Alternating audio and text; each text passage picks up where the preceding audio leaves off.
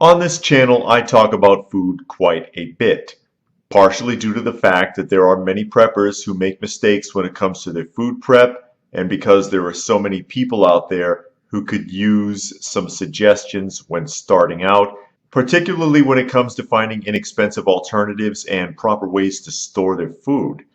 So without wasting too much time, here are 10 things that some preppers might miss when setting up their pantry, in no particular order. Number 1, complicated foods. It's a good idea to have a selection of foods that don't take much to prepare, or even don't need to be prepared at all. Keep it simple. Think simple. There are times when preparing a full meal may not be in your best interest, particularly if you don't want smells or the sight of fire to attract attention, or if you don't have very many resources. Number 2, balance your choices.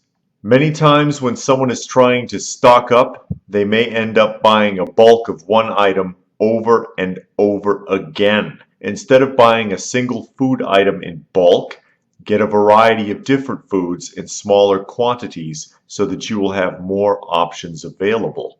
A month's worth of food is still a month's worth of food. That is, unless you just get an exceptional deal on something. Number 3, adding a little flavor. It may seem somewhat silly, but do you have spices and salt or condiments or sugar or other types of toppings? Do you have baking soda? Do you have baking powder? Something to mix things up or to add a little flavor or to help you to prepare your foods. Something to help break up the monotony of your diet. It could help keep you from getting a little cabin fever. Number 4, eat what you've got. What's the point of having all that food if you don't eat it? You need to know what it tastes like, how to prepare it, and so on. If you have it and never eat it, you may end up with a lot of food you can't tolerate or prepare properly because you never tried it before. I know if you're hungry enough, you'll eat anything, but why do it trial by fire if you don't have to? Number 5, rotation. Can't stress this enough, and I go to this subject often. Have a system of rotation, and as stated in number 3, actually eat what you've got. This helps to keep everything as fresh as possible. Once you have a system of rotation going, stick to it. Don't get lazy. Number 6, proper storage. I would hate to be the guy who spends a fortune on food just to find out that it's all tainted because of insects or rodents or moisture. Storage is one of the most important aspects of having a prepper pantry. I have a whole separate video on storage, and I will post it down below along with a few other food-related videos that I've done on this channel. Number 7, nutritional value. There's nothing wrong with having some comfort foods, but you can't have all comfort foods. And I've actually seen similar things in prepper pantries. You need some good raw protein, vitamins, and minerals, even if you don't like how it tastes. You may even want to store some vitamins. Remember, use them and rotate. Also, keep in mind that children do not store nutrients as well as adults. If you've got little ones that you're going to have with you, you're probably going to need some extra for their sake. Number 8, water. Never mind the fact that water is more important than food when it comes to survival. Did it occur to you that you may need water to prepare many of the foods you have stored? Also, do you have a filtration system in place for recycling the cooking water? It can be used over and over again, you know. Number 9, backup preparation. Do you have alternative ways to prepare your meals for if your primary system breaks down? A little redundancy goes a long way.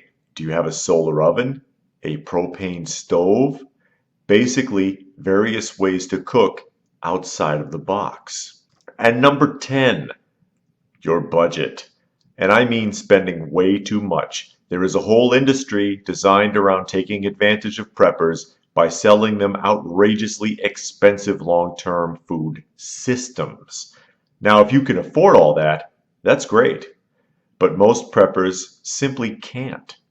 Just know that you can find inexpensive long-term foods that are good protein and nutrient sources that won't leave you broke. Again, I will be adding some links below to other videos on these subjects. And okay, in keeping with this channel's tradition, I've got one more for you. Call it number 11 if you will. Decoys. Works for ducks, works for pantries too. As the old adage goes, don't keep all your eggs in one basket. If all your food is in exactly one location, then if something goes wrong, you will have no food. Keep a use pantry someplace that's easy to access, and rotate goods from the main pantry to this location, assuming you don't have a complete separate location to go to. If you are ever raided, it is more likely that this smaller pantry will get hit while your main pantry will hopefully not be found. I hope you found this video helpful. If you have any other suggestions, please feel free to post them in the comment section down below. They could be helpful to some of the other viewers. Please do remember to give this video a thumbs up, share it if you can, subscribe if you are new, and check out some of the other content on this channel. Remember also that I will be adding links to this topic down below. If you would like to help out this channel, there are links for that down below as well. So as always, stay frosty, folks, and thanks for watching.